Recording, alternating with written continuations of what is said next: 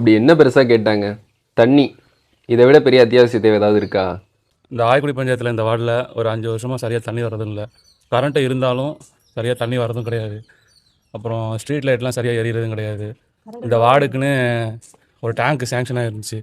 அந்த சேங்ஷனையும் இப்போ கேன்சல் பண்ணி வேறு இடத்துக்கு அனுப்பிச்சி விட்டாங்க. இந்த மாதிரி பல பிரச்சனை இருக்குது. டெய்லி இதுக்குன்னு ஒரு 2 மணி நேரம் செலவழிக்க வேண்டியதாக இருக்குது.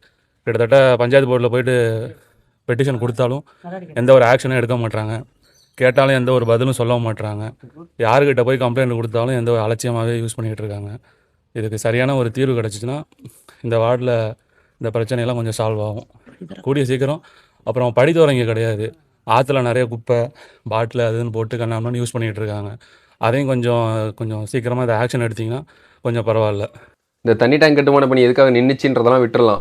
இப்போ எவ்வளோ சீக்கிரம் இந்த தண்ணி டேங்க் கட்டி கொடுக்க முடியுமோ அதுக்கு நம்ம முயற்சி செய்யணும். முடிஞ்ச அளவுக்கு இந்த வீடியோ ஷேர் பண்ணுங்கள். சீக்கிரமாக அதுக்கான நம்ம தீர்வை பார்த்தே ஆகணும். சீக்கிரம் தண்ணி கொண்டு வந்து கொடுப்போம் உங்களுக்கு. நன்றி.